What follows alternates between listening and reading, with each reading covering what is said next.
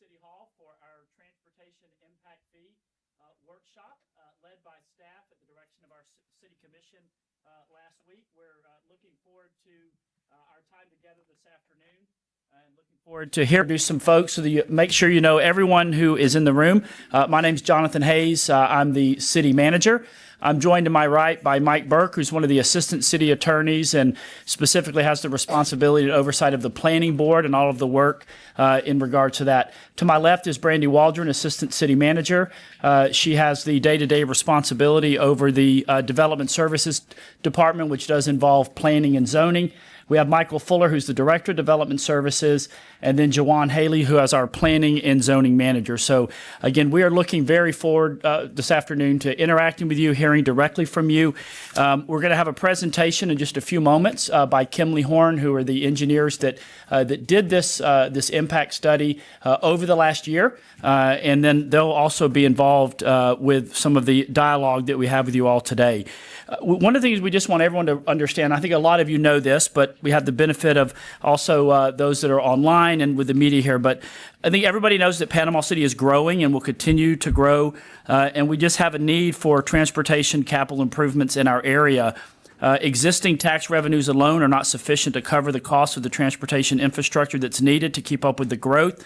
And staff has been tasked with looking for alternate revenue sources so they don't have to rely solely on the general fund for the work that is needed in the growth that we are experiencing and continue to expect, so that the city can keep its ad valorem taxes as low as possible for the residents. This is why transportation impact fees in our recommendation are a good option. But at the same time, we want a fee that's fair and equitable and one that allows the development to help fund the transportation infrastructure that's necessitated by new growth. This is something that, again, took place over the last year. This is not something that just surfaced in the last couple of months. It is something that we have done in very deliberatively, taking a lot of time and energy and looking at other areas, other local governments in the Southeast region and in our footprint. To compare to. And so, again, we definitely look forward to interacting with you all tonight, answering your questions. When we do get to the time of Q&A and dialogue, I would ask that you please come up to the podium to make your comments, because we do have people watching online, and so they can hear the question and keep it in order. I would have that. You don't have to give your address or anything, but you can just give your name so that we know who we're interacting with. So again, thank you for being here. Thank you for taking time out of your day. And at this time, I'm going to turn it over to our colleagues at Kimley Horn. We have Ms. Peterson and Mr. Woodward, who will take us through a brief presentation. And then we'll gladly get into questions and hearing any concerns that you may have. So, Ms. Peterson, all yours. Thank you. There we go. Is that on? It doesn't sound like it's on. Talk again, Hadley. Yeah, I don't think it's on, Jerome. Okay.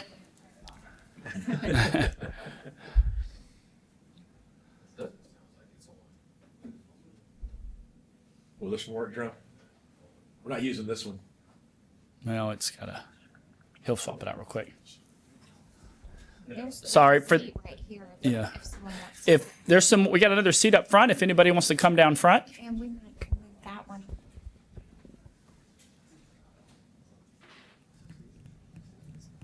Sean, could we get this chair out from Make sure behind that- here? Make sure that air is sprayed down too. Yeah. For those online, sorry, we have a slight technical issue. We're just swapping out microphones.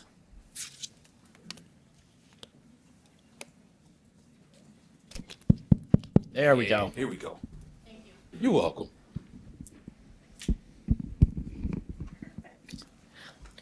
Perfect. Thank you. As Jonathan mentioned, I'm Hadley Peterson with Kimley Horn, here to discuss the transportation impact fee study with you today. We'll be going over our team and our process over the last year, then diving into a high-level conversation on our methodology, as well as the proposed fee, and then opening it up for questions. I am an urban planner. My partner, Mr. Woodward, Mike, is our project engineer, and we've been working on this hand in hand with city staff over the last year. We launched this in March of 2024, and our first step in the process is called a comparative review, where we looked at impact fees from other jurisdictions within the Panhandle and across the state of Florida to see what they were doing, how high they were, and then we took that into account for our methodology, worked over the summer on our calculations, and produced a draft report that was shared at the end of August. We went to Planning Board in October and then again in November to present these fees, and then had first reading with City Commission back in mid-January. Mike, you want to jump in? Sure. So Mike Woodward here. A little bit about impact fees. They were in place even before 1985, but they were really codified back then. And they were put in place, as the city manager mentioned, as a method to have a funding source for transportation infrastructure, since local governments did not have enough to complete the needed improvements. Existing tax revenues were insufficient to cover infrastructure needs and costs, so local governments started turning to impact fees. And since that time in 1985, the statute has grown and changed several times and gotten us to where we are today. But impact fees do address the needs of a growing community in a very targeted way, in that they are only intended to cover the needs for new development. Also, just ad valorem taxes could be used for transportation infrastructure, but you have a lot of other things to spend your ad valorem taxes on, and so oftentimes there's not enough. So, two really important rules on impact fees about how they're calculated. This really is the foundation, sometimes referred to as the dual rational nexus test. So impact fees need to be proportional to and have a rational nexus with the need for capacity. So the fee has to be tied to the actual needs. And the second one is that the impact fees are proportional and have a rational nexus with the expenditure of the funds. So you have to spend the money on something that provides a benefit to the development that caused that need. These two things really form the base for most of the other rules that are within the Florida statutes that we'll be going over to some detail over this afternoon. So a little bit about what you can't use them for, all right? So if they are there just to cover the needs that are caused by the new development, you cannot use them to repave a road. They can't be used for operation, no maintenance, only for capacity. They can't be used to pay off debts or to fund previously approved projects. Again, these are for the needs that are going to be caused by the development, so you can't use them to sort of pay to fix something from the past. These are different than utility fees. It's different than concurrency. Concurrency is a system that's in place now where if there's no problems when you show up, then you don't have to pay anything. If there is a big problem, you might be on the hook just because you're the last one who's developing on a road that has congestion. So by having impact fees in place of concurrency, everyone is paying the same amount rather than sort of a roll of the dice of the timing of when the development moves in. These are collected as a one-time fee. They're collected at the time of the building permit, not before. And they're assessed based on the number of units or square footage, depending on the type of use. And with units for single family, we've even broken it down further based on the size of the single family unit.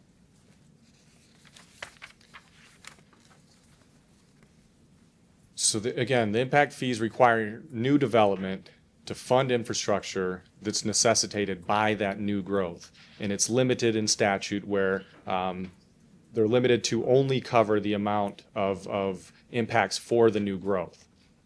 There's dozens of jurisdictions around the state that currently have transportation impact fees, and several other that are in the process of either updating or implementing new impact fees.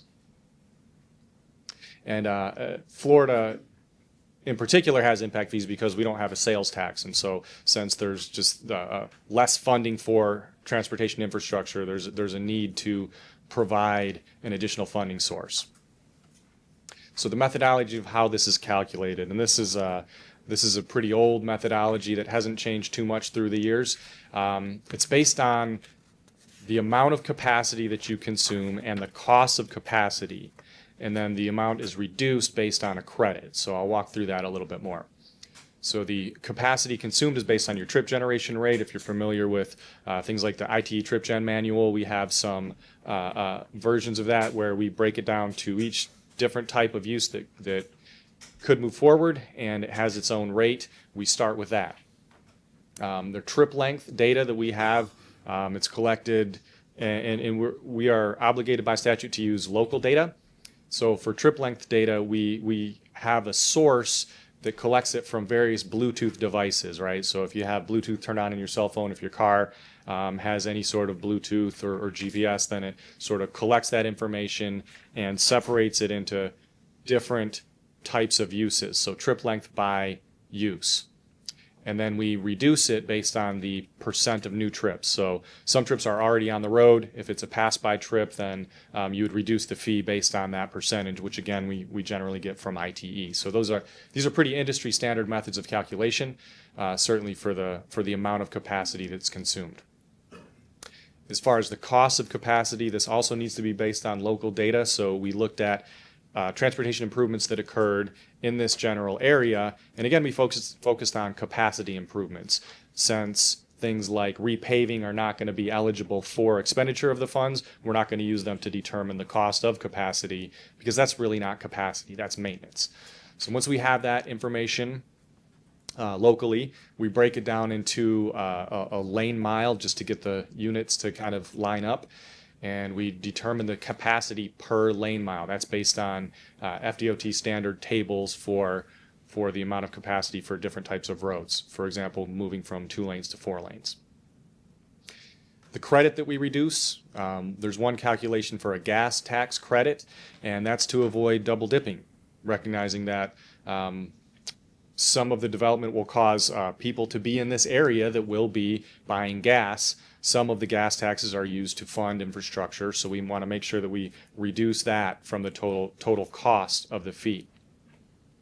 We have to take into consideration the fuel efficiency of vehicles, because that's something that changes over time.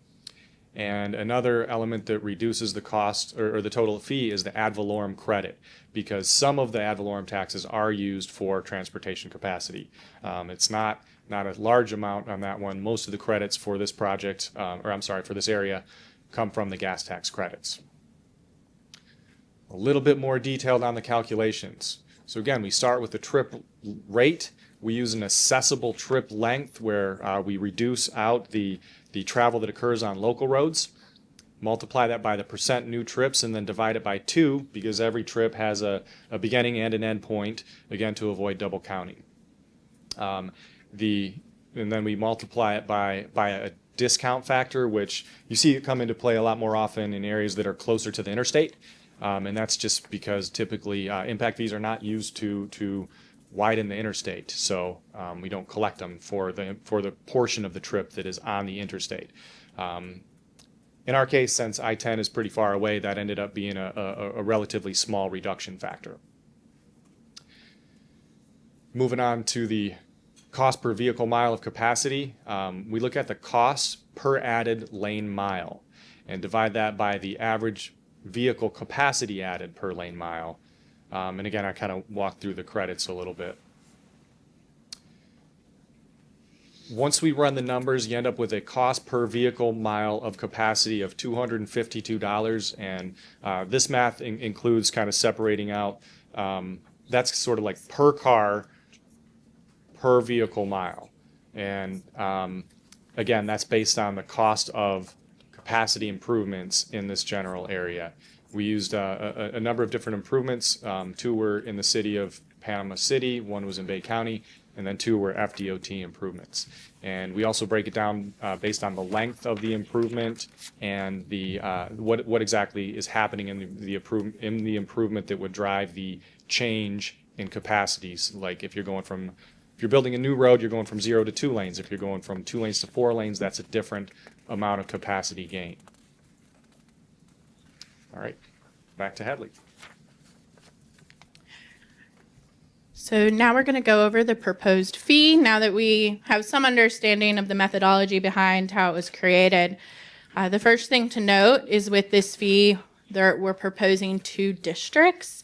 So you'll see in yellow, the district called Panama City proper. You'll see in orange, a district called Panama City North, which aligns with, in the comprehensive plan, there's a north planning area. So it's the same geographic boundaries as in your comprehensive plan.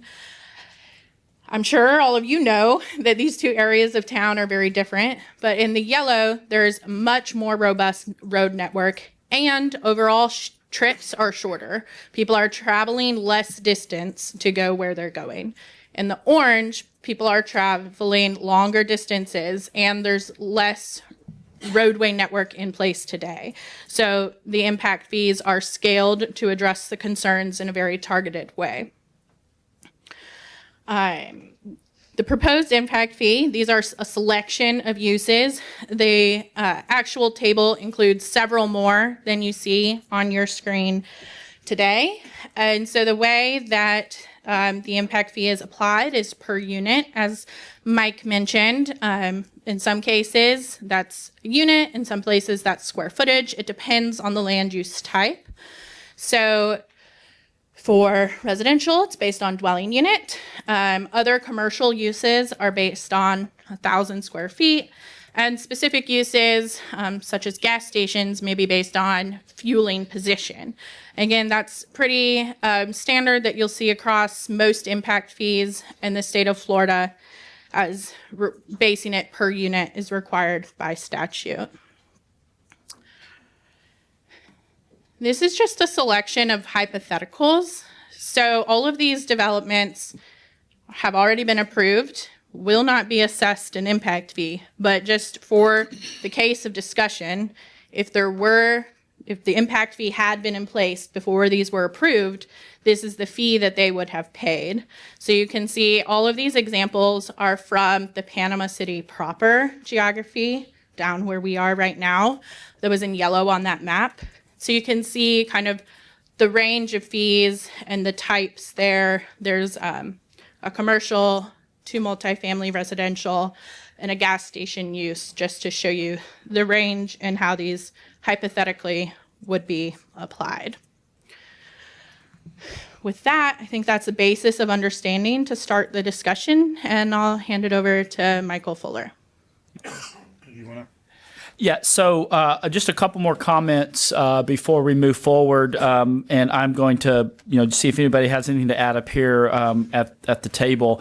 But I want to echo what a couple of our elected officials said, and that we sincerely appreciate the manner in which each of you reached out and expressed questions and concerns in regards to reconsidering some components and some elements of this plan. So on behalf of staff, I want to also offer our appreciation for that.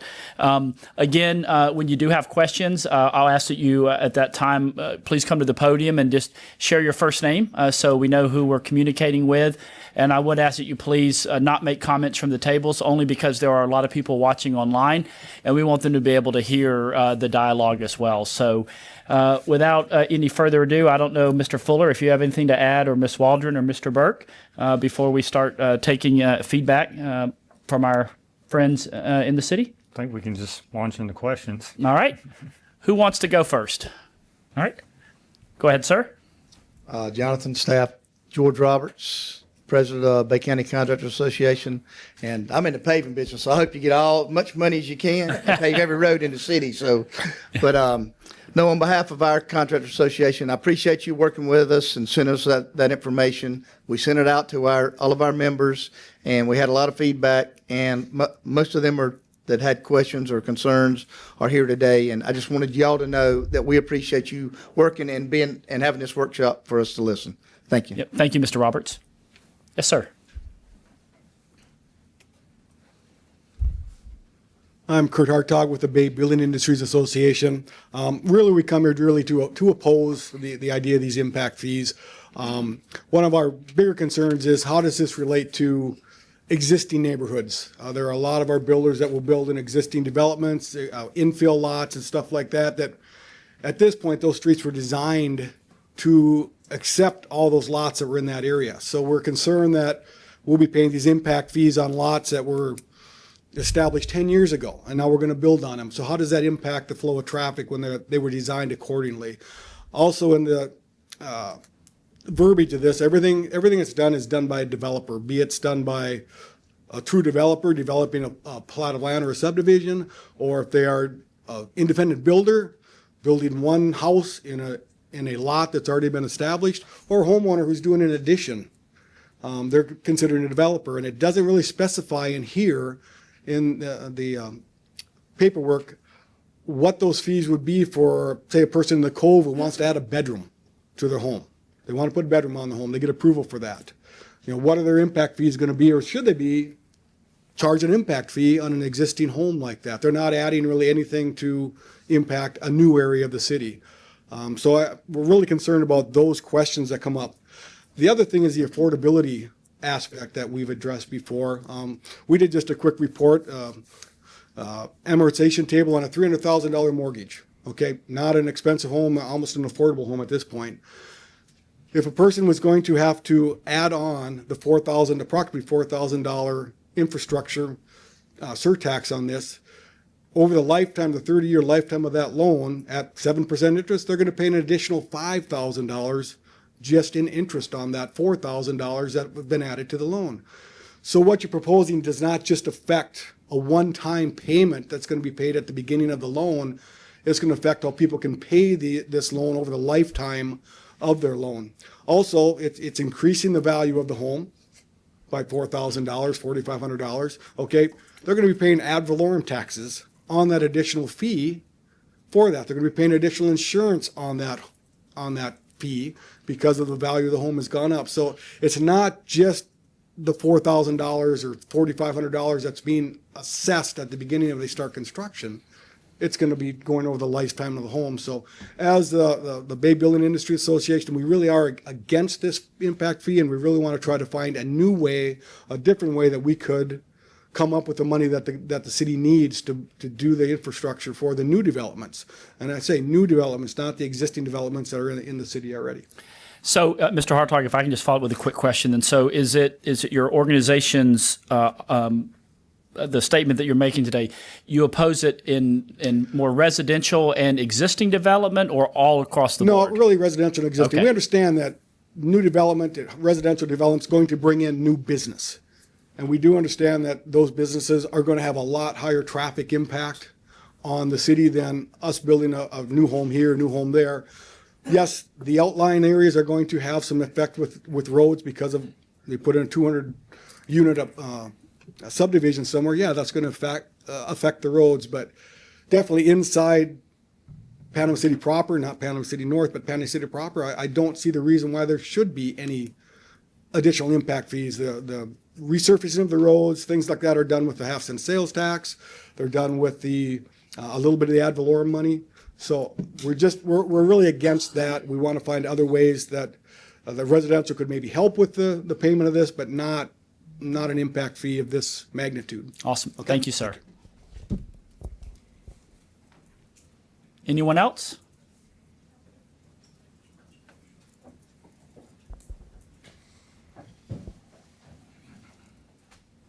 My name is Garrett. I'm with the Central Panhandle Association of Hey, Garrett. Realtors. But this question isn't basically for real estate. It's more business-wise. It showed some of the impact fees for new businesses coming in, and I was just curious if there's been any studies that shows businesses that are coming into places with the impact fee versus businesses that are not electing to build there because of the fee. Yep. So that's, attracting new business is something that we're trying to do as well. So. Absolutely. Mr. Fuller? Let me make sure I understand. So was it looked at how the impact fee would affect new businesses recruitment, essentially? Yes, sir. Yeah. That wasn't part of the study. I mean, that's something we can certainly take a look at. But as far as our area, if they decided not to come to Panama City and instead elected to go to Lynn Haven, Lynn Haven has a similar fee. They call it a mobility fee. So that they would face that same sort of fee there, or in Panama City Beach has different impact fees, but impact fees nonetheless. The county, I don't believe currently is assessing a transportation impact fee, but my understanding is they're looking at adopting one in the near future. So, if it's a difference between locating in Panama City versus locating in Panama City Beach or some other municipality around here, I don't think there is much of a difference there. But could it make a difference on them wanting to locate in our area in general? That's possible. Something we can look at. Okay, just a thought, small gas stations, things like that may have one fee, but bringing in large businesses, large corporations, it may be the determining factor on a new factory or new industry coming here versus elsewhere. Thank you, sir. Next, Mr. Chapin. Hi, Patrick Chapin. I'm the President and CEO of the Bay County Chamber of Commerce. I want to thank Jared and Michael for coming this morning and talking to our government affairs meeting.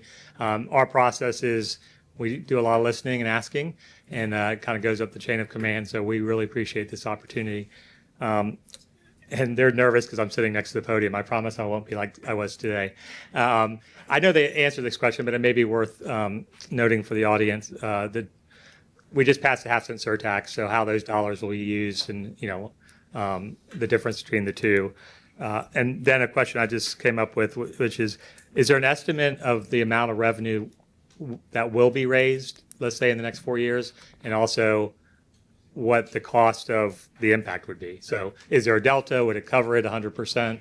I appreciate your time. Appreciate it.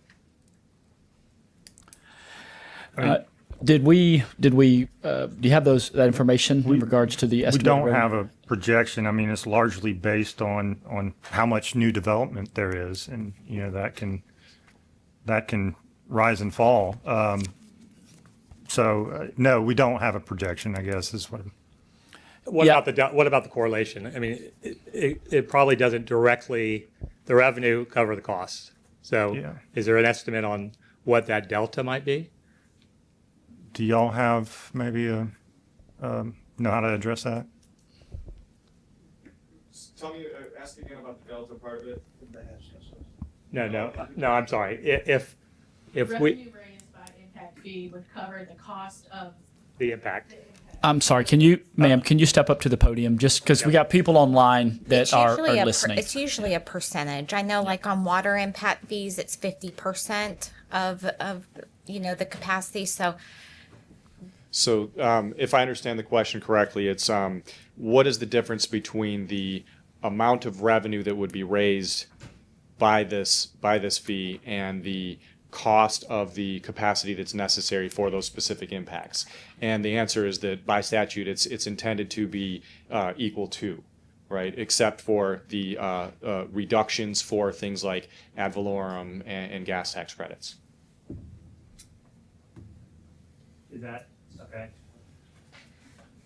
Just so I'm clear, it'll cover the cost, not the capacity, but the cost of building that additional highway. It could be an additional turn lane, or for the 100%. added capacity. 100%. Yeah, just for the new capacity for the development that occurs. Yes. Okay. And that's how, in all the examples, that's what it is as well. That's correct. There's two basic methods of calculating impact fees or mobility fees. One is plan-based, where you assume an amount of development and you assume what transportation improvements are going to occur over, say, a 20-year period, and then you match them up.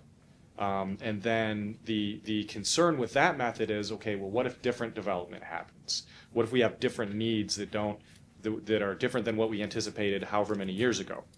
The method that we employed is a capacity based, so it's just we don't have to worry about getting it exactly right, how much growth or where the growth is going to be, because we've just figured out what the cost is per trip, and we know how many trips are going to be generated, and we kind of tie those two together. So this is the sort of consumption based method. Last question. I apologize. How do you take into account inflation and the cost of all these product?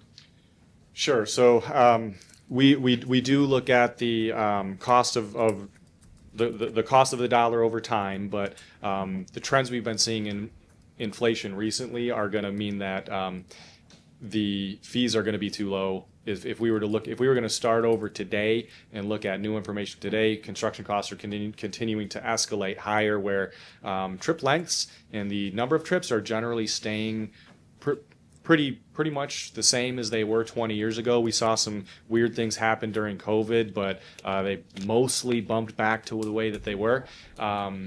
So the cost of improvements is going to continue to grow up probably at a pretty rapid rate. Inflation, I'm not up to speed on the current projections, but we're sort of locking in the fee based on the cost of construction from last year by this point. So as the costs go up, the fees, if we were to look at this again in the future, the fees would be higher. So there will be a delta, most likely. Yes, due to inflation. Yes. Yeah. So it's calculated today based on being even, but in the future yes. Yeah. Before the next person comes up, I want to address a couple of other questions that Mr. Chapin from the chamber had. So just as a reminder, these impact fees, they can't be used for operation, repair, or maintenance, can't be used to pay off any debts or fund previously approved projects. And so as the city continues our recovery effort following both Hurricane Michael and Hurricane Sally, we still have a lot of work to do. We still have a lot of roads that need attention. We have a number of projects where we've got the design engineering done, but we don't have the construction dollars. So those are going to be areas in working with the elected officials of the city where we're going to try to focus our prioritization and efforts and resources from the surtax fund. We'd really love to do a lot of milling and resurfacing of our roads, but, we want to make sure that before we do that we address the challenges underneath that road, either with the base or with the underground infrastructure in either water, sewer, or stormwater that might have challenges. And so, there is a need for both the expansion of infrastructure as it relates to growth, where this would target it, and then there's obviously ongoing maintenance, improvements, and repair, where we will focus probably more in Panama City proper is where you'll see the bulk of, if not all of the surtax funds used as far as the city. And again, that's the recommendation and path I will put forward. Ultimately, it's the decision of our elected officials. So did we answer all your questions, sir? Awesome. All right. Who's next? Oh, come on now. Good.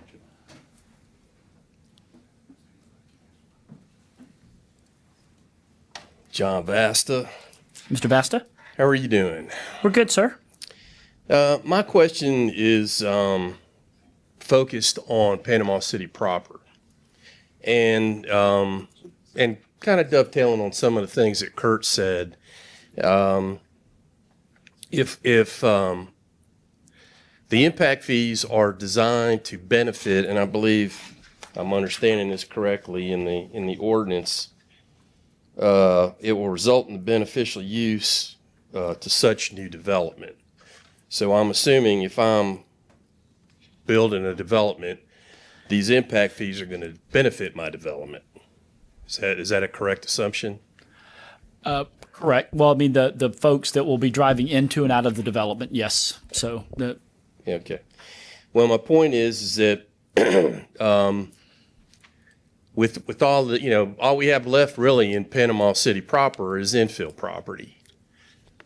And so and this money can't be used for resurfacing roads, which is really what the big problem is in Panama City proper. So how are we, what new roads? I don't think there's going to be enough roads in Panama City proper to where, you're going to have a fund to build new roads, and you're collecting money for that purpose when, what the real problem is our infrastructure and the existing road surface. Got it. So I believe your question, Mr. Vasta, and concern is that we would potentially collect money that we're unable to spend because of the restrictions around transportation impact fees. That would be one issue. And then, of course, I had some questions about how the whole refund thing works.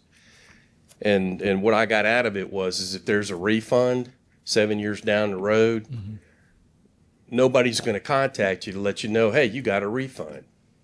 So how does one know that there's going to be a refund available to them?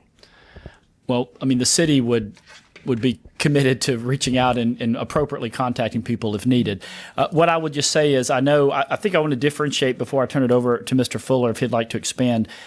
Is I think there's a difference between just single family home and like, multifamily, apartments, which is, what you're developing. So I think depending on the layout of the roads immediately around some of those developments and any type of traffic study we might do is there a need for a dedicated turn lane potentially into that apartment? I mean, that might be something. Do we need to look at, depending on where it is in the city, other nearby, do we need to add in a four-way stop sign, intersection in order for people to go? And these are things that I've heard regularly during my time as Public Works Director and also now as City Manager. And I'll just state that was one of the requirements we had to do with the development up in Panama City North was we had to add in an intersection. And the short term, we had to put in basically a stop sign driven intersection with through lanes and turn lanes in order to keep the traffic flowing. And eventually, depending on the number of units built,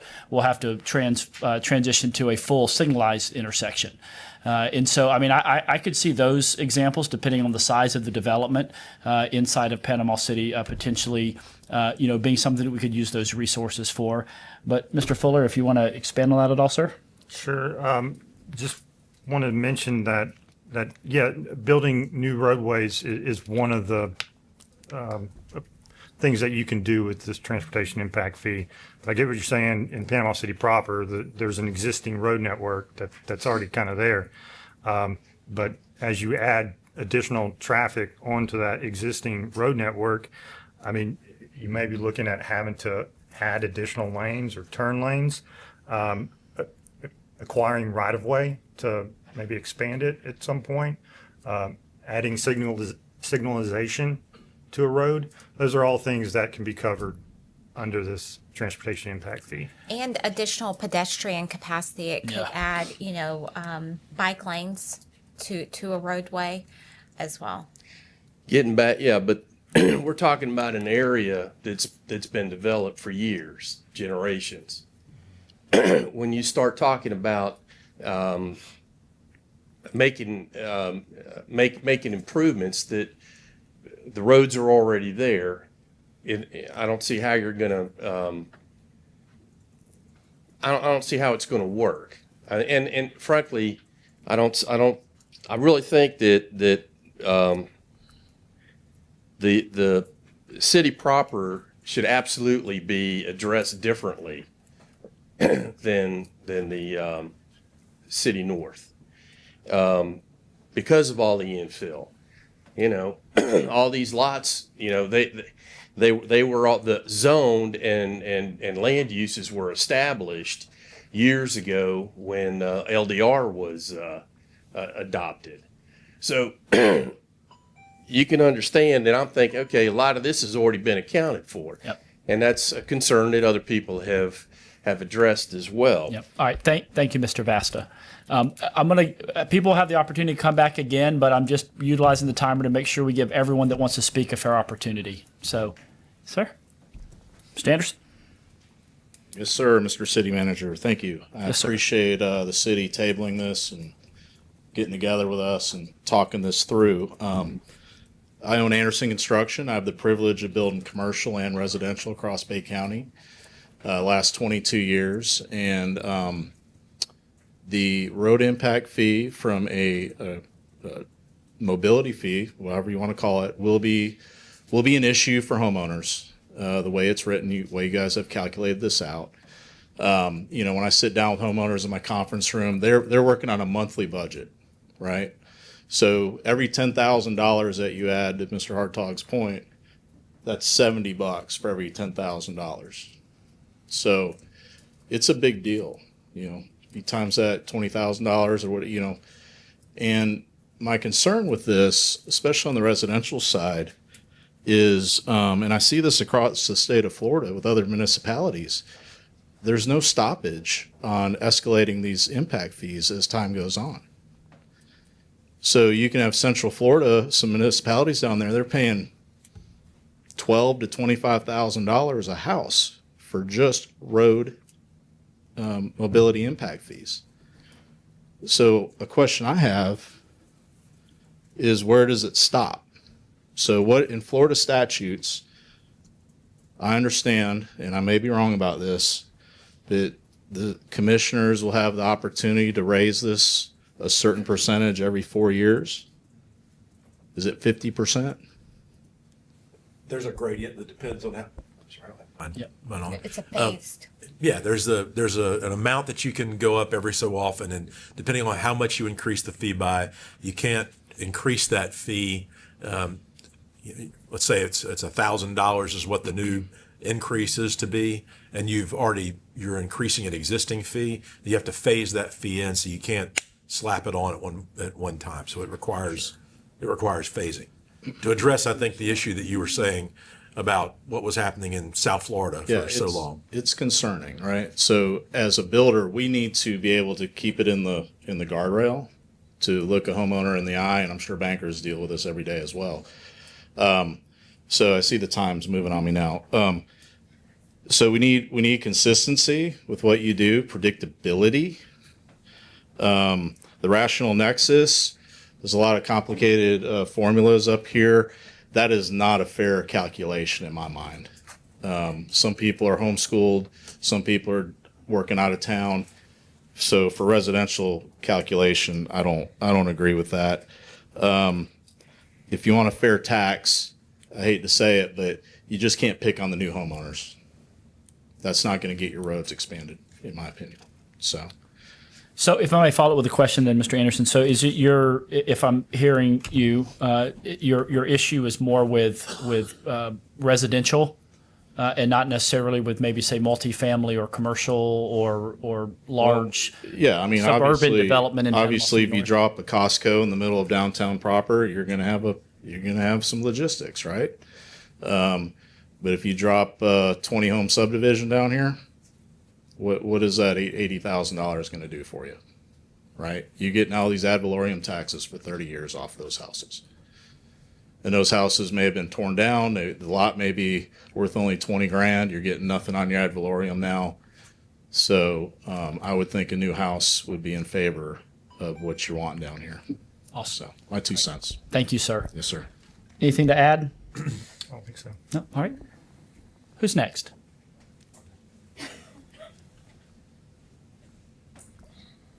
My name is Brian Knox. I'm a residential builder here in Bay County. I think across the board, I don't think this makes any sense. Mostly I'll speak from residential side, residential construction. Majority of what I do is infill building and some small development. Like I built a 13-home subdivision outside of Sweet Bay.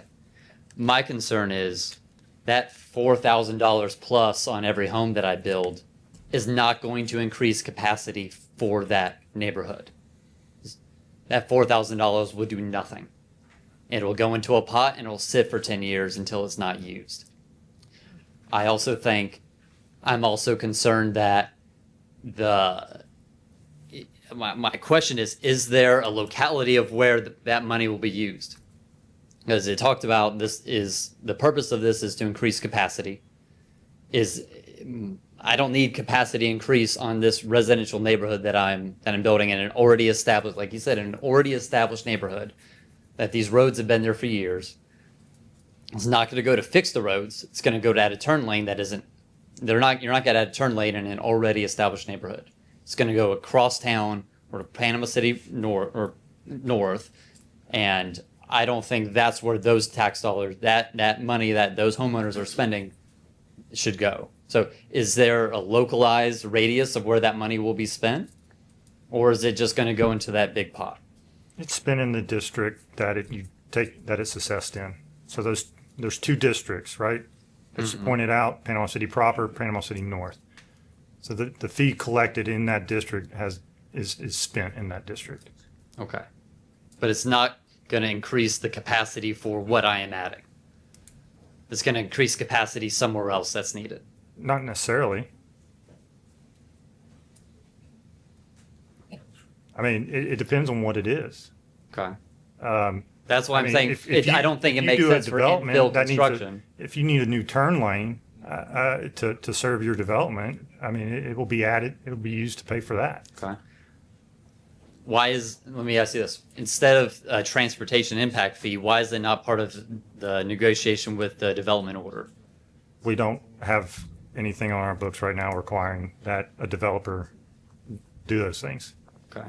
I think that would make more sense than taxing every builder, every person in here or for it. Problem will be is that guy that comes along and his development makes that roadway fail, he's going to be on the hook on upgrading that entire roadway rather than spreading the cost across multiple developers. So that is the drawback to that position. And I'll just add again, Ms. Waldron said it earlier, but it's not just about increasing vehicle capacity, but it's also bike lanes, sidewalks, which also has the ability to increase capacity. Because if you have more people move in, even into your example of say 20 homes, you are going to have more capacity, not necessarily just vehicles, but also pedestrian. And a lot of these roads weren't designed with that in mind. And as we have more and more people moving here and from other parts of the country, there is a desire to have a safer, pedestrian move about. Not everyone wants to drive everywhere. So it's not just for roads. I just want to make sure that point is clear. And so in the 13 home subdivision I've created outside of Sweet Bay, part of my DO was I was required to do sidewalks. So that was a requirement as part of my development order, is to do this to help increase pedestrian capacity. So I don't see why that can't be negotiated. You would get a credit for those things that you do to increase capacity. You would then get a credit to those impact fees that you ultimately had to pay. Okay. I also don't see how size of home impacts. If I build a 3-bedroom, 2-bath, that's 1,500 square feet, or I build a 3-bedroom, 2-bath, that's 3,000 square feet. The impact's the same. I don't see the difference there. Okay. So if there's any. No, I think that's a fair point. Yeah. Yep. So thank you. All right. Thank you, Mr. Knox. Jason Bentz. Hey, Jason. So on that note, right now on these developments, so one we were looking at was 800 units in Panama City North.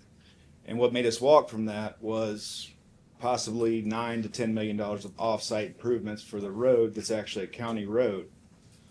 So if I do the math right, that would be about $4 million in impact fees. So do I no longer have to build the off-site road and pay the impact fee, or am I doubled up? No, we can't. We wouldn't be able to double dip. And any off-site improvements you make to reduce or increase capacity, again, you would get like a credit for that. So in this example, if the road cost $10 million per the traffic study to get us there, and the impact fees were $4 million, how do you? I'm So I trying have to follow. $4 million in impact fees, but a possibility of $10 million offsite expenses. So would the county take the offsite expenses and I pay the impact fees, or sorry, the city? Or any type of offsite improvements with traffic? That's just an example that we're. If where did that 10? I'm sorry. Where did that 10 million? Is that what the county told you? 3-lane a road to get back to the 800 unit development. And that's a requirement that the county put on you, or that you had a traffic study and the county That's gonna be concurred? the situation a lot is we're tying into a county road. Okay. On city property, especially in Panama City North. Where you're So they kind wanted of the surrounded third by the lane. county. Yeah. Yes. So if there's 9 million of improvements we already have to do we still have 4 million in impact fees? No, you would get credit for that 10 million to where it reduced your impact fees down to 0. So in that situation, it would be 0. Yeah. Okay. So, yeah, and I would just, Sean, if y'all are doing it, please stop the clock when we're talking on the table. I think you are. Thank you, sir. So, one thing too, that there is flexibility, and Michael and Brandy, if I don't say this right, please correct me, but there is flexibility with each application or each project where our elected officials do have flexibility on a case-by-case basis to affect the policy as it relates to the specific needs in and around that potential development. Meaning you can negotiate? So the ordinance. Yeah, I don't know that I would say negotiate, but The ordinance allows you to, the proposed ordinance, the way it's written now, allows someone, if they disagree or think that they can do off-site impacts for less than what the impact fee is, they can propose their own traffic study and their own off-site improvements. So that gives them flexibility there. It also gives them the option of, if they don't like something that, how staff calculated it or something, they could go to the board and say, you know, we want you to, we don't like the way your staff calculated it, we want something different, and they could have the board vote on that. And how would you handle like Liberty's major spine road there that the public's gonna, you know, maybe even through traffic will go through there in the future? Is that all on the developer, but the impact, for that. or would you lower the impact fees in that situation, or drop them, or? yeah, so in the future, that would be on the developer, but the city paid for that. I understand that. Yeah. So in the future, okay. Yep. Last thing, so I just bought 10 acres for our commercial building where 218 people were. We're looking at a 12,000 square foot building. So that would be $240,000. Is that correct? Sounds probably right. And it's not on a city road. I had to bring my own water and septic in. What am I getting for that 240?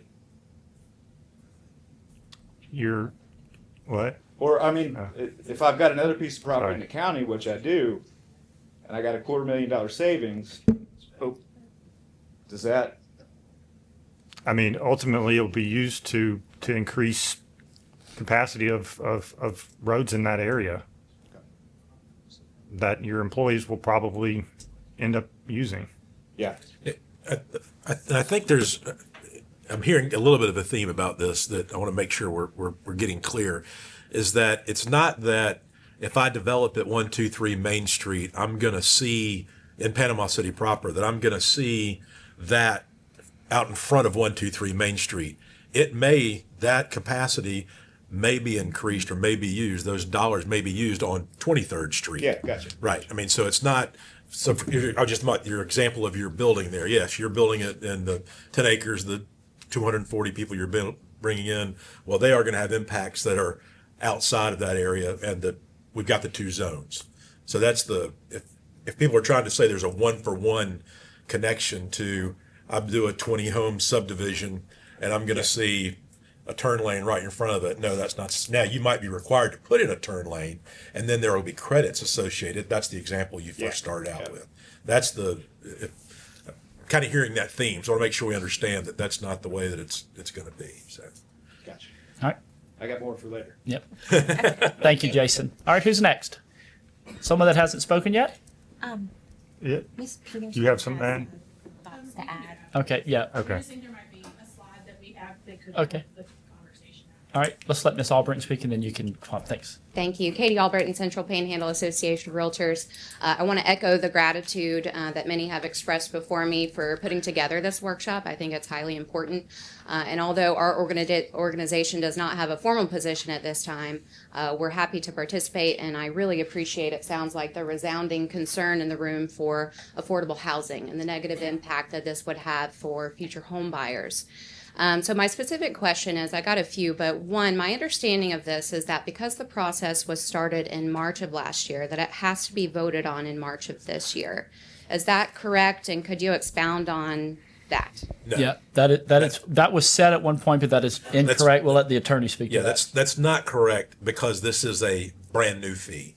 If it were the fee that I think Garrett was talking about, where you're increasing the fee, then the statute requires that you have that, you have your study done within a year, and then depending on the amount of increases, you can only increase it so far. So because this is a new fee, we're able to say, all right, wait a minute, everybody caught up as we got ready to adopt it, we can stop and let this, we can have a discussion like this and tweak the ordinance as the city commission sees fit. So Very good, and I'm glad that we're taking the opportunity to do so.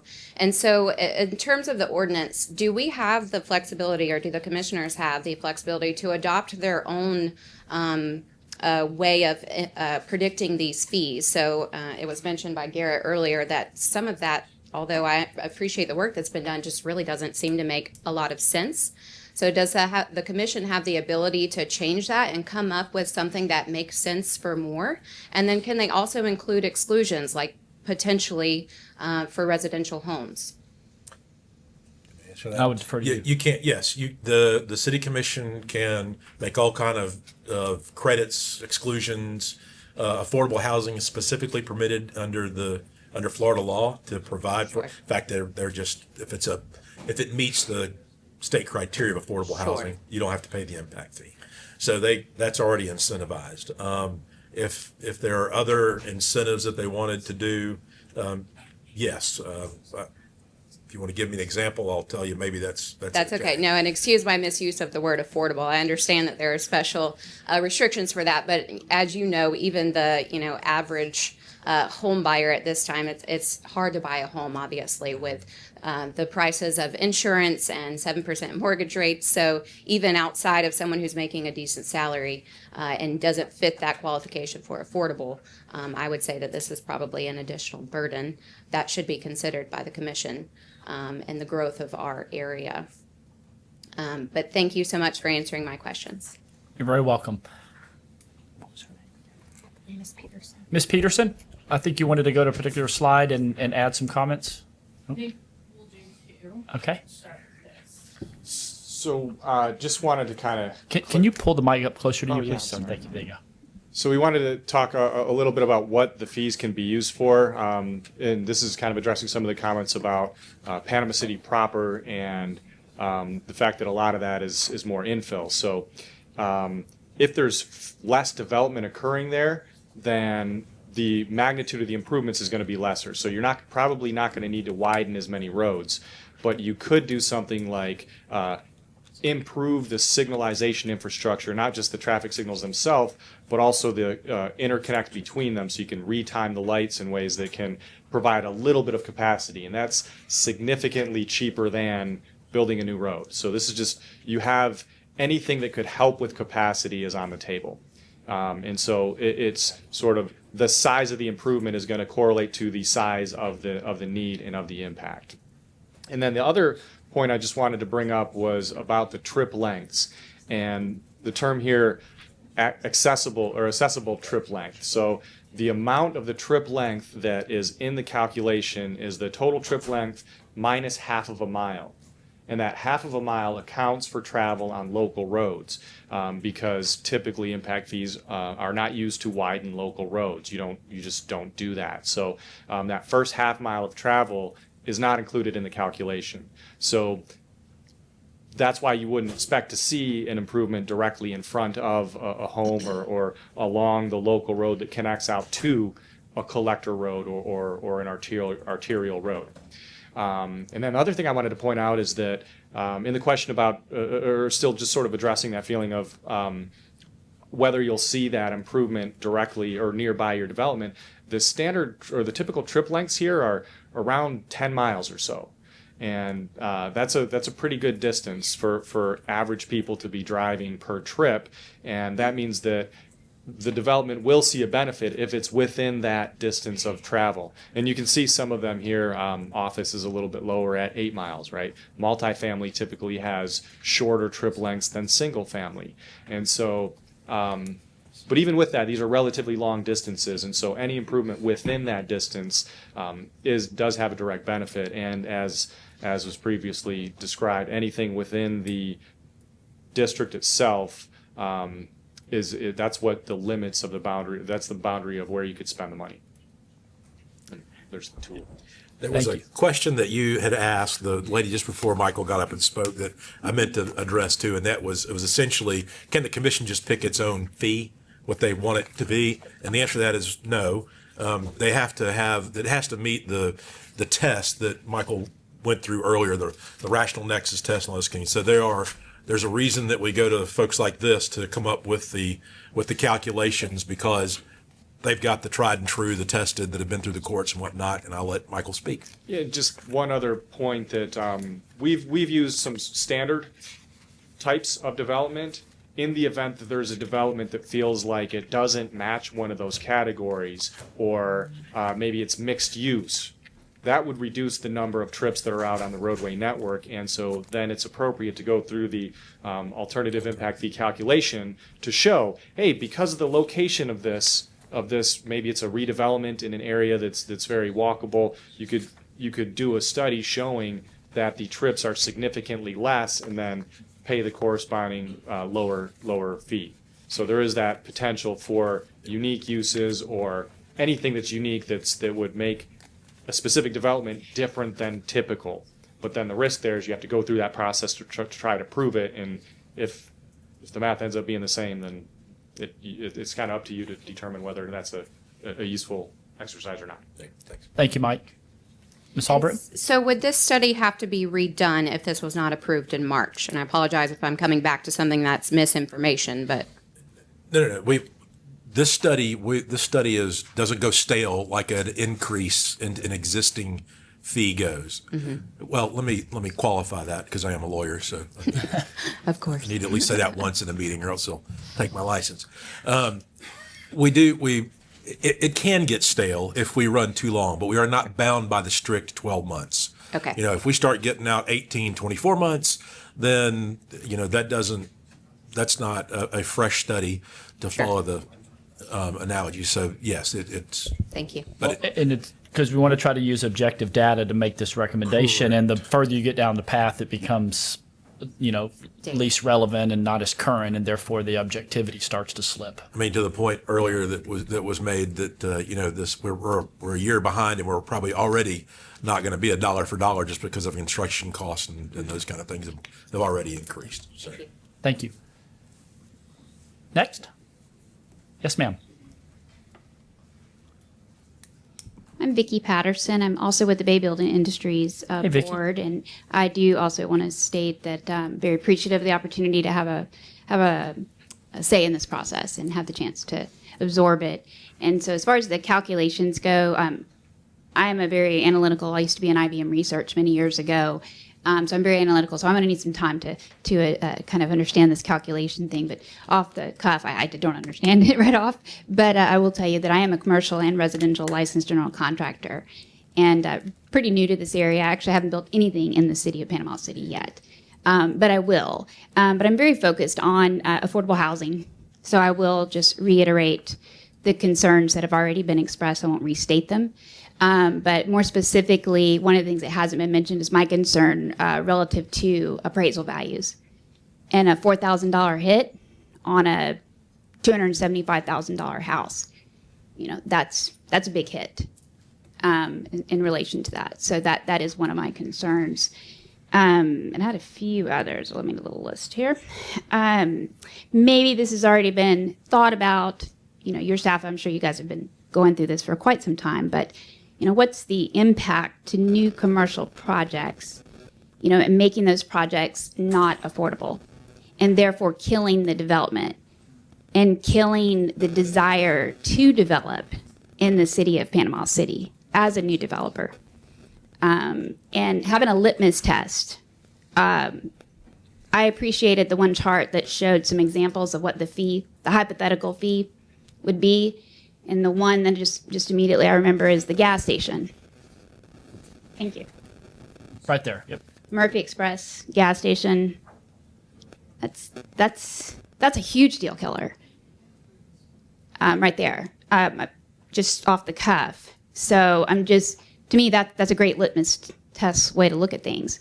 And so I don't know if you guys have already done that in relation to, you do the calculations and then kind of go do some litmus tests on very, example projects. And maybe you have. And again, our board and the builders that we represent and others that we represent. I'm sure we're going to go back and absorb a lot of what we've heard today, and come back and talk with y'all some more, of course.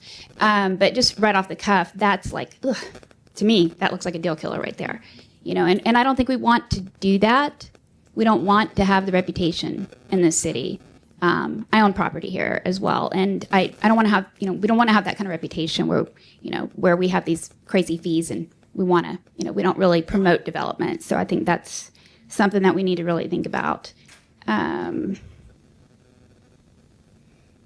the other one, and this is just kind of a point of clarification, I don't think I heard the question answered explicitly, and that is if a developer is developing a piece of land and then the builders come in and build homes on it, are there fees attached to both? No. And there's no kind of, okay. No. I just want to be real clear on that one. It's 'Cause we're paid a at little one fuzzy on time. that one. Sorry. Paid at one time. Okay. All right. That's All right. it. Thank you for the chance. Thank you. And I would just ask, I don't know if our colleagues from Kimley Horn can speak to, I know y'all kind of looked around the region, but, this, I do agree. I mean, that seems like a very high fee for a gas station, but I also am aware of the number of trips in and out of a gas station, the impact that does have on the immediate footprint. Are there examples of other gas stations that have been developed? I mean, it seems like we have a new one popping up every week, at least in Bay County. And so, where these fees would be similar to that amount, and yet they've continued to still be developed, given the amount of money that those things generate.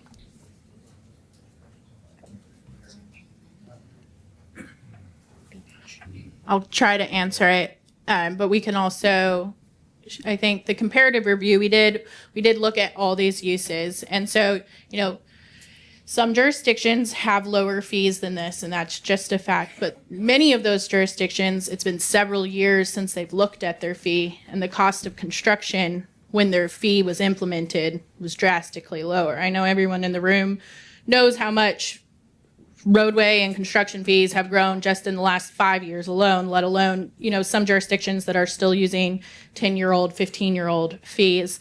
We do see across the Panhandle and across the state that same scale for gas station uses. And most developers, and we did, talk to regional and statewide developers as part of the initial phases of this project during that comparative review. And many developers consider this in their bottom line. Obviously, I can't speak for all of them, but we do see the same scale of fee across the state, and developers still choose to build there.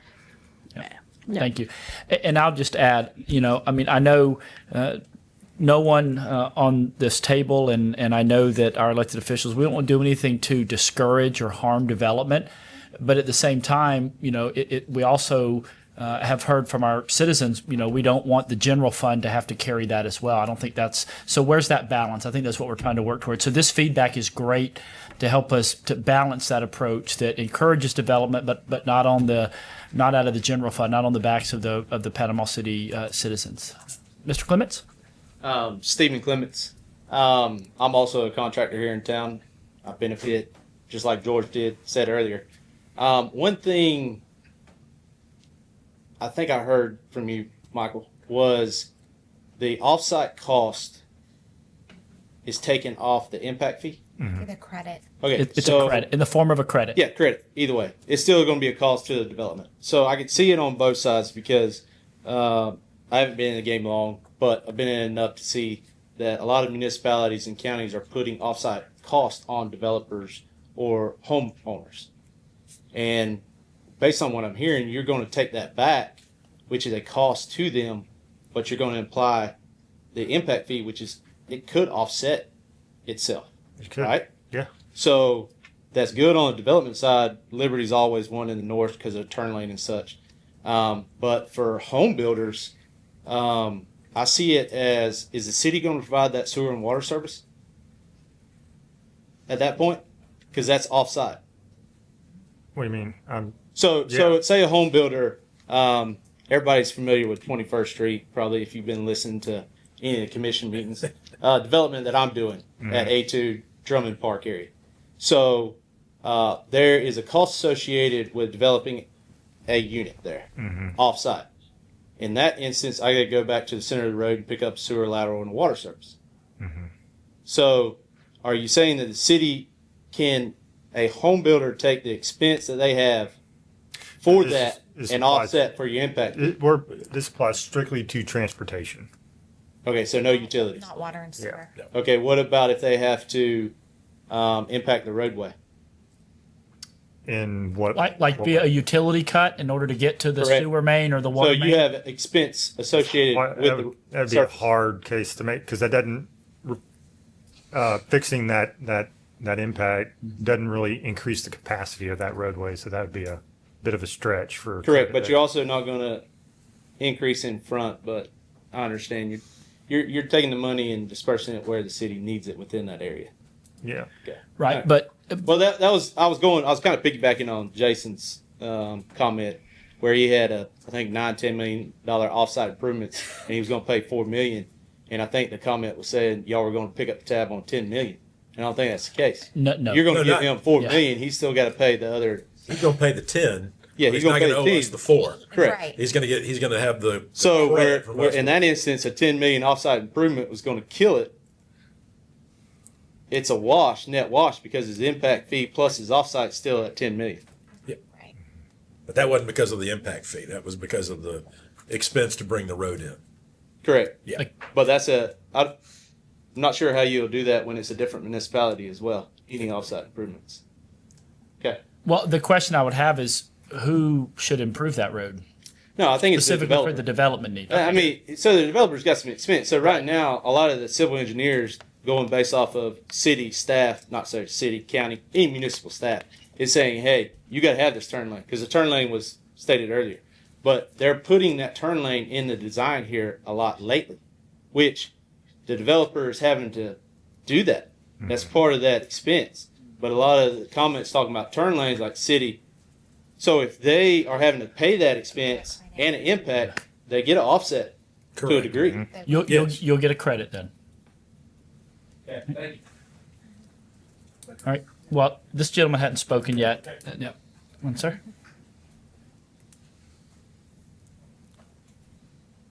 My name is Chase Patel with Sage Development Group. We have developed over $500 million in total new developments, not in Bay County, but throughout the different states, Alabama, Florida, Virginia. This is concerning. We're basically in the hospitality, senior housing. We've done gas stations as well. Through the last 20 years, I'm a former banker, so I do the analysis pretty quickly in my head. And looking at these fees, they're astronomical.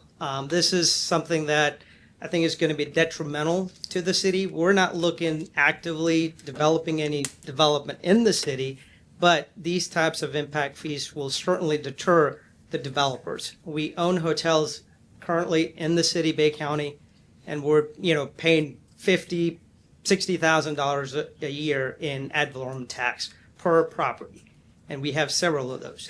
So I think some of the points that were made prior to me is basically, are you looking at that analysis to say, okay, would you have that in ad valorem taxes on a yearly basis going forward for 20, 30, 40 years, or we're just going to simply say, hey, this is not affordable, and let's get this development out of the way. One of the things that we've encountered in our developments up northeast is we've been required to perform our own traffic study. And based on the impact, 100% burden was put on us to increase the capacity, whether it be adding signalization, turn lanes, walkways. So I think the point I'm trying to make here is I think there has to be some sort of a consensus in terms of the fees that are being proposed. The studies obviously are studies. They'll tell you a number, but I think the approach has to be practical. And then the other point that I'd like to make is the construction cost, everybody can attest to this, is definitely rising. Even the road infrastructure cost is rising as well as the building costs. So at that point, when we're going to add additional impact fees, it's adding to that cost. And at that point, it becomes unaffordable for developers to make this development happen. So I think if Panama City wants to improve, grow, I think there has to be a positive and a environment that fosters new development and not necessarily deter them. So that's where I'll All right. Thank you, Chase. Come on up, sir.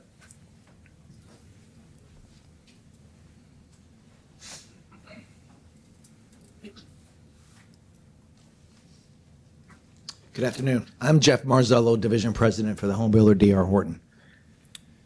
Jeff? I have a couple questions. First of all, in the very beginning, you guys said that you looked at alternatives than this. Specifically, what did you look at besides this? Like, what were your alternatives to this? All right. If you just want to ask all your questions, we'll grab them at the end, sir. Thank you. Okay. My second question is, on one of your slides, you had 1,800 to 2,400 square feet homes on that one part. Most of my questions are all residential. Does that mean 1799 does not get affected and 2401 does not get affected? I didn't understand that slide. It said 1,800 to 2,400 square foot homes. So are we saying, to the one gentleman's point, you're saying square footage has the impact, but the bedroom count has a bigger impact? Just as a comment to you, that obviously the more bedrooms, the more people that live there, it would almost be smarter to go with bedroom count. One comment I do want to make is, look, we know you need the money. I mean, we're not stupid. I'm the largest one in town. I mean, I count for almost 30% of all the homes being built in this county. You need the money. I know you need the money. You know you need money. Let's not kid around. We're in trouble. We got to have some money. I just think there are alternative ways to do it than the way you're doing it. And one of my questions is, have you looked at CDDs? Have you looked at making us get CDDs and working with the banking industry and applying CDDs to some of these projects instead of just across the board doing a tax? My other comment's going to be is, if you look at the zone that you guys put up there where you had the colors, you know and I know that the properties that are outside of that zone are going to be valued higher than inside the zone. You're going to kill the values of those homeowners or the property owners within that zone. Because if I go buy 600 acres and it's in your zone and I'm going to develop it to 1,000 lots, it's going to cost me a fortune more than if I step outside of your zone and buy the same thing. So the value to these property owners within your zone are going to get slammed because it's going to cost more to develop those. Therefore, the land's worth less money. So those property owners within those zones just lost a fortune in value because of what you're doing. My other thing is that if you look at, my question to you is, how much money do you honestly think a builder makes on a $250,000 house? Like, these guys in this room here are first, second, and third generation home builders. They're raising their families on this money. How much money do you think is here? I mean, honestly, let's say it's a $250,000 house and they're making 10%, which is a joke, but let's just say theoretically they're making that much money. That's $25,000. You're taking 20% of their net income. Boom, gone. So like the small guys, the D.R. Hortons, I'm a publicly traded, I get my money from Wall Street, I got money. These guys do not. They are scraping to get by every day. These are the people who have raised Bay County. And now you're telling me you're going to take 20 to 25% of their profit? You're going to run them out of business. The other thing is we're supposed to be luring businesses to come to town. That's the whole object of us, right? We're here to generate more business, bring in more business to grow the county. Now, as a business owner, you're telling these guys it's going to cost them more to come into these zones than to not come into these zones. If I'm a company across this country and I'm looking at moving my operation to this town, I'm not coming in that zone.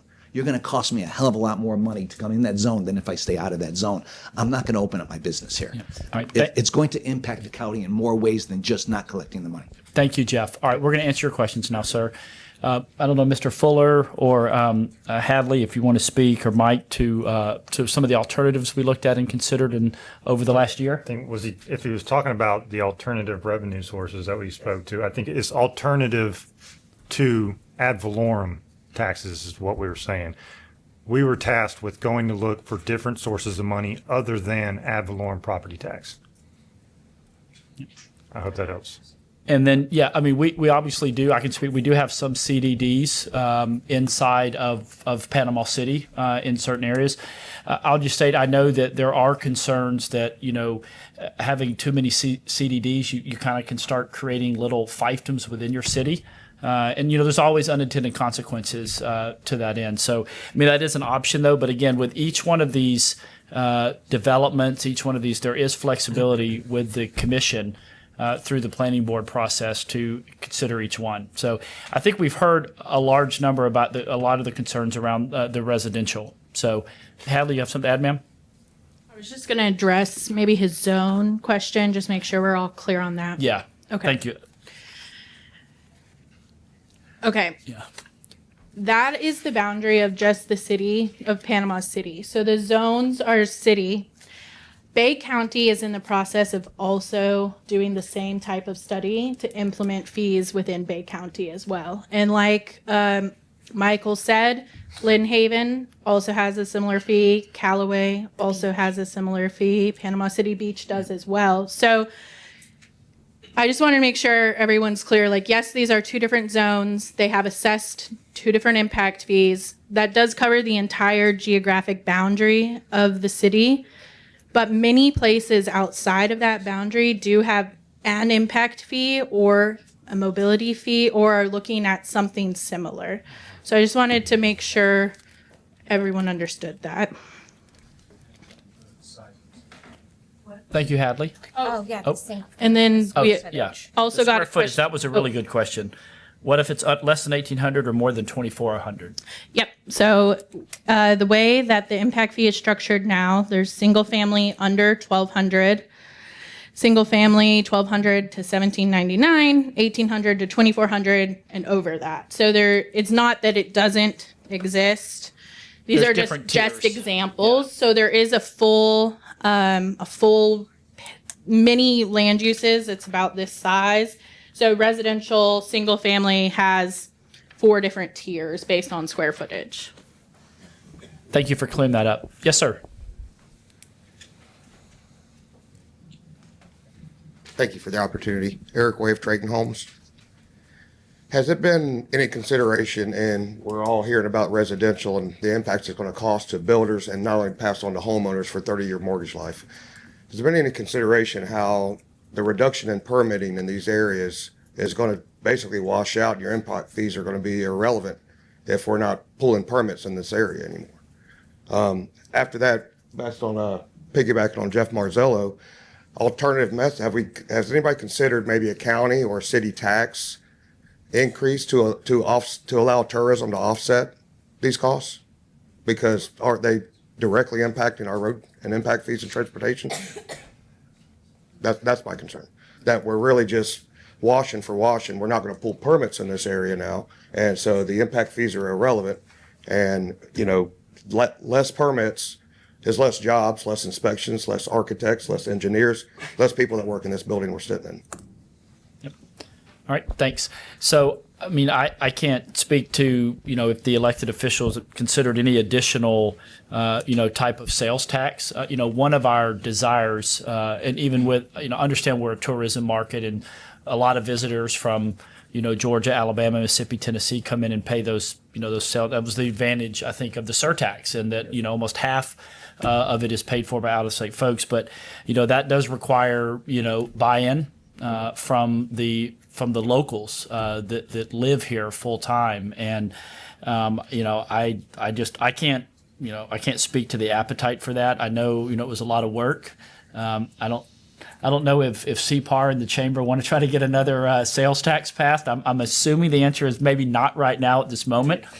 And so, but that's always something I think that is a challenge. I mean, our goal is to reduce the burden on the local taxpayers that are already here and already established, and folks that are wanting to come in and develop. So again, I hear you, and I know that I've had a number of conversations with our elected officials that the residential is, I think, where we need to kind of really dig in and reconsider that approach, and that's what we're going to be doing over the next couple of weeks with the critical feedback that y'all have given us here today and also over the last couple of weeks. So, Kurt, you wanted to come back up? You good? Okay. All right. Anybody that hasn't come up yet?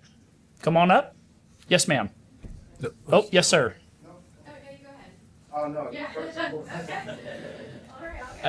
The Battle of Panama City North.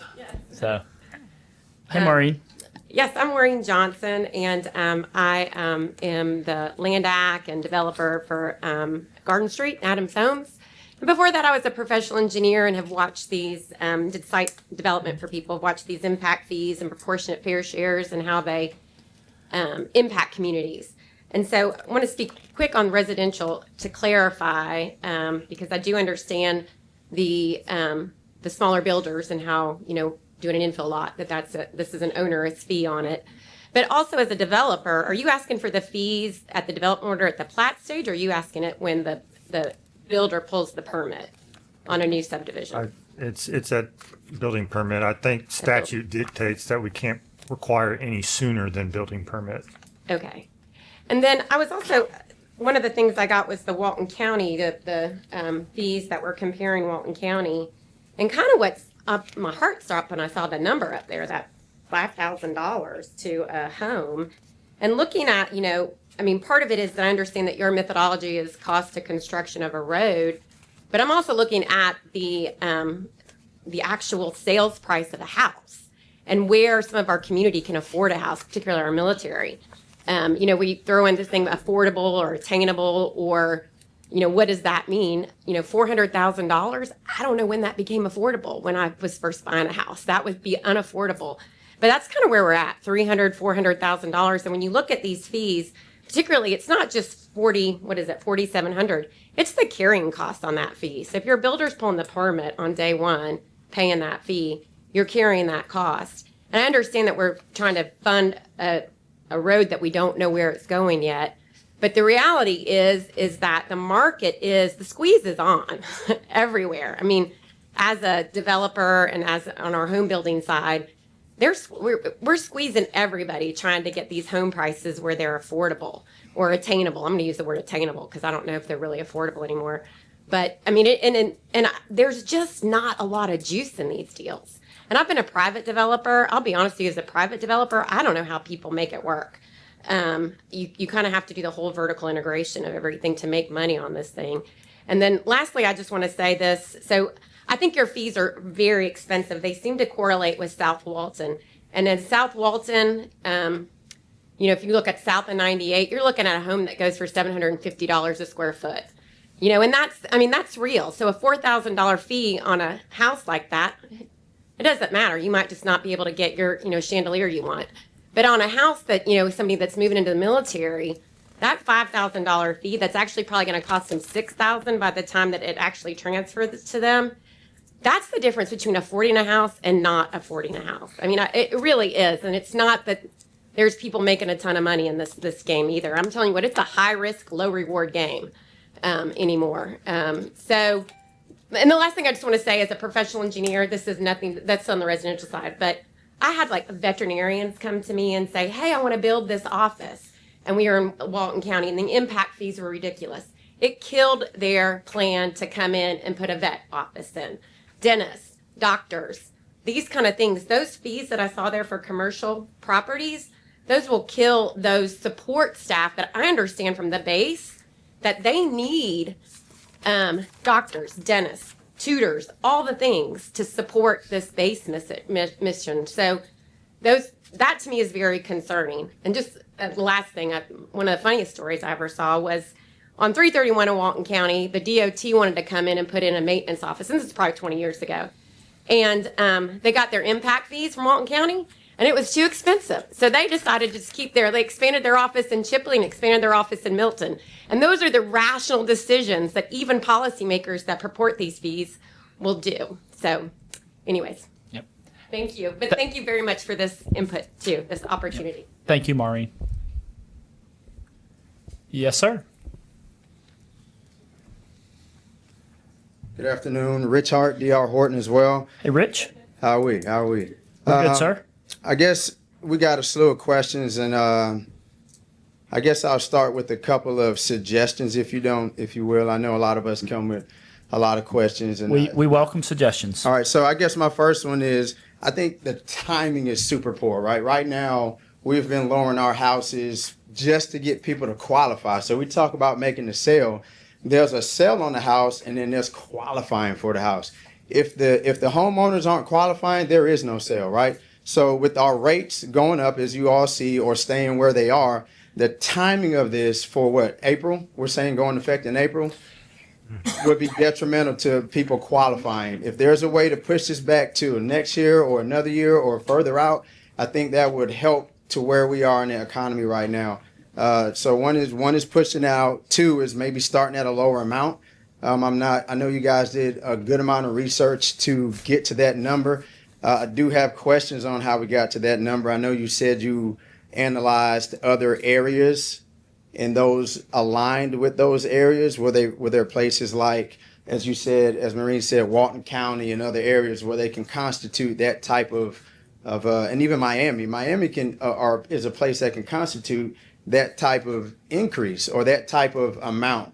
And I think for a new amount to hit the books, if you will, I just really feel it should start at a smaller amount. And if you guys are anticipating going up a percentage every year, let's start at a smaller amount that we can start, possibly getting to. And then as it increases, we can start swallowing it. Right now, as everyone has said in the room, $5,000 is a lot right now for everyone living in Panama City, especially when we're trying to do affordable housing. I think those are some of the major ones I had. I just think the timing is poor with everybody struggling to purchase right now and qualify. One that's kind of further out that you guys may not be concerned about is, I know we said there'll be a credit going to the developer, right? Well, there are home builders who purchase and don't develop. They purchase lots that they do not develop. So if a home builder didn't develop it, they're going to get, the developer gets the credit. The home builder is the one that pays it. I don't know how the credit gets back to the developer. So you guys probably don't care. It's just like, hey, you guys can figure that kind of stuff out. But there's going to be some windy roads when the developer is supposed to receive the credit that the home builder pays at time of building permit. You look, that sounds confusing, but that's what happens. We're saying we're going to pay it. I believe you. At the time of building, but we're going to give it back to Big Money George when he develops it. It's just going to get dicey. So those are kind of that was quick time. Those are my. Thanks. Appreciate that feedback, Rich. Yeah. Anyone have any comments to any of that? Michael? No, I appreciate the suggestions. I do. All right. Anybody else? Yes, sir. Go ahead, Brandy. I was just going to say, Hadley, I don't know if you want to clarify that, but it would be, either the developer or the homeowner, whoever pays for those building permits, that would get the credit. Yeah, there's not going to be a double charge. There won't be a double charge. No, I think his point. What his point is that D.R. Horton's model is they find a large landowner and they say, all right, look, you guys, you landowner, you develop these lots, give us pad ready lots. So they've paid for all of the roads. The developer has paid for all of the roads within the subdivision, and then D.R. goes in and negotiates a per lot basis in order to purchase it. And so if the credit, what you're suggesting, if the credit for the development of the roads goes to the developers not to pay the impact fee, then how do you get the credit back from the homeowner? That's what you're asking. I think DR raises their lot prices for the developer, since I usually represent developers on the other side of you guys. So. Yes, sir. Hey, John. Hey, Randy. Randy Butler with Blue Water. Appreciate you guys setting up the workshop. Yeah, I know everyone's feeling the crunch. I mean, and you guys need it. It's like Rich is saying, we all feel it.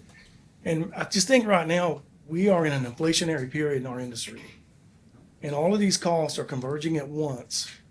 And we are in an era now where you've got builders that they can't even afford developers. You got builders that are building their own lots on their own balance sheet because there's no margin for a developer to even do it.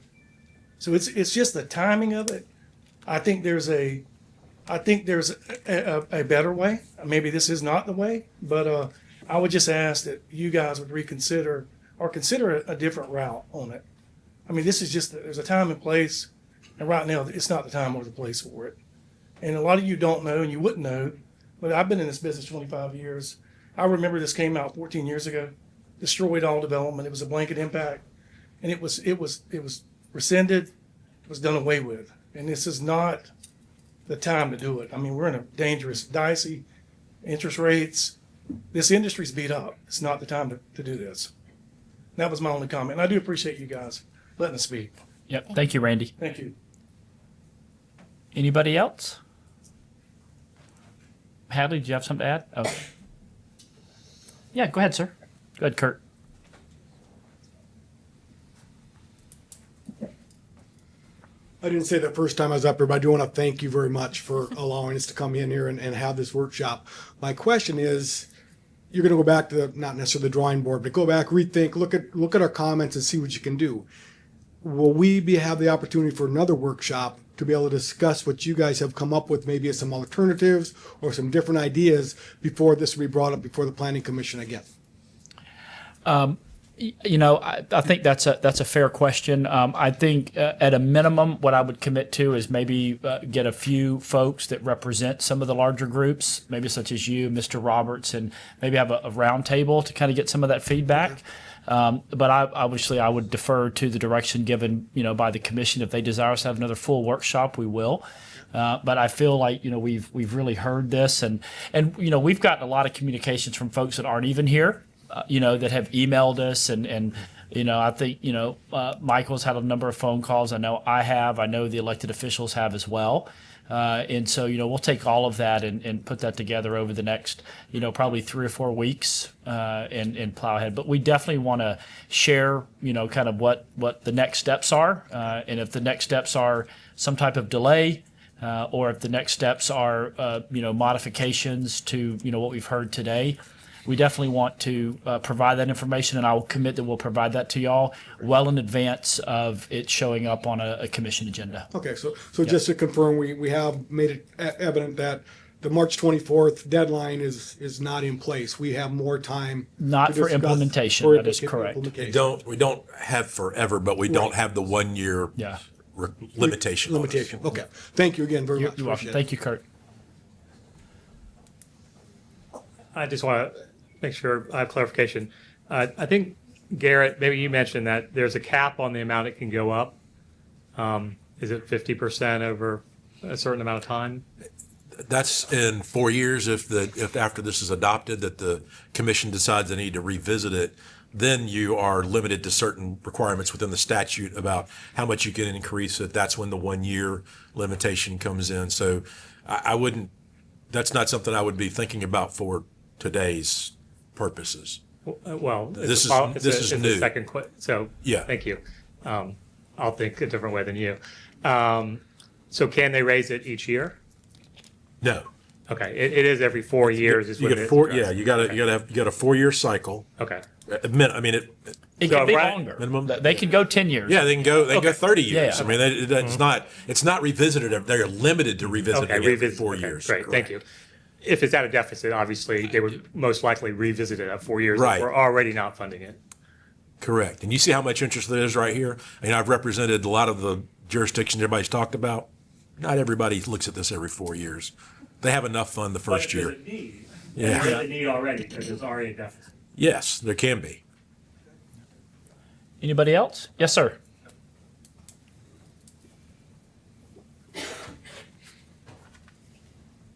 Good afternoon, Chase Gruber, Fisher Homes. I wanted to get up here earlier. Probably would have made more sense right after Randy and some of the other bigger home builders, but everyone's kind of talked about it. I just wanted to make sure I got my opinion on it real fast. When we're talking about the amount compared to the sales prices and everything, you know, if you're looking at a litmus test and comparing it to other areas, municipalities.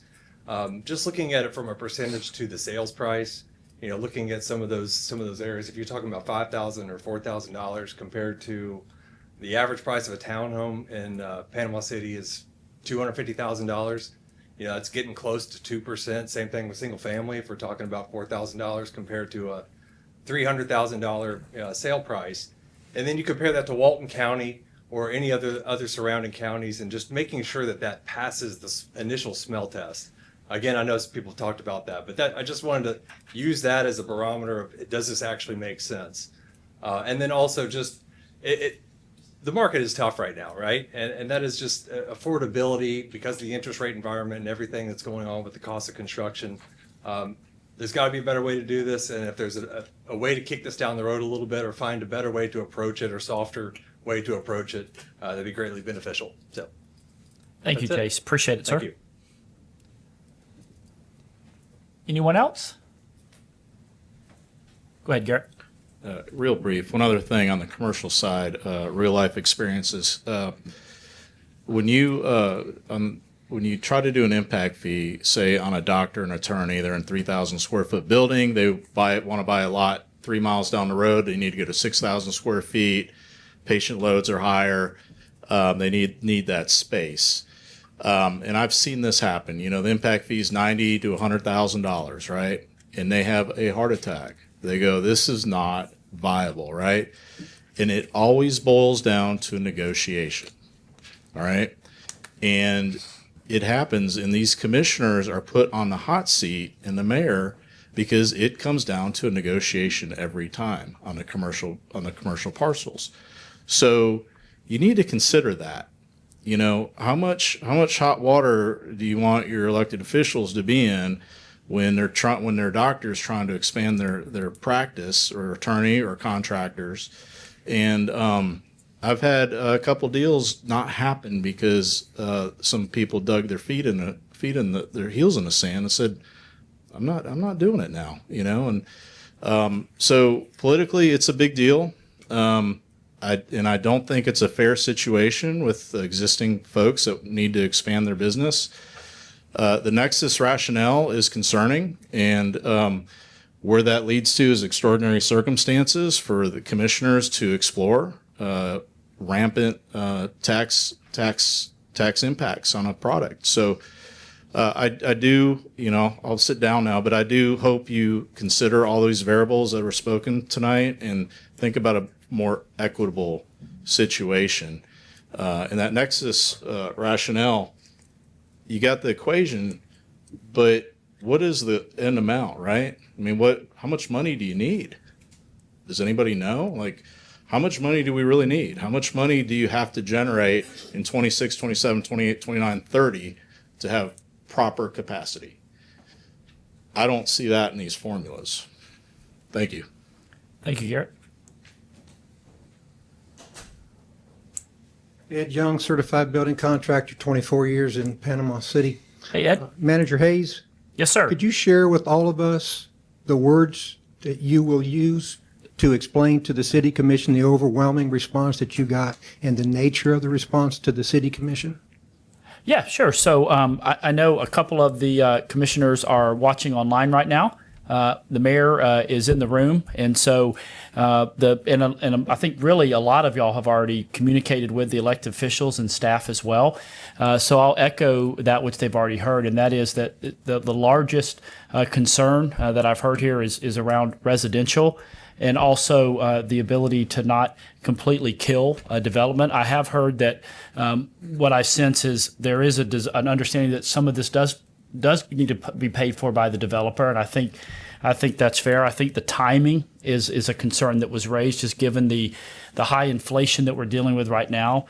So even though something like this is needed, maybe implementing it in this fashion is not necessarily the best way. So the timing, how it impacts, I think there's also a realization that there's a difference between Panama City proper and Panama City North to that end. So those are some of the key points that I would share with them, that which they've already heard.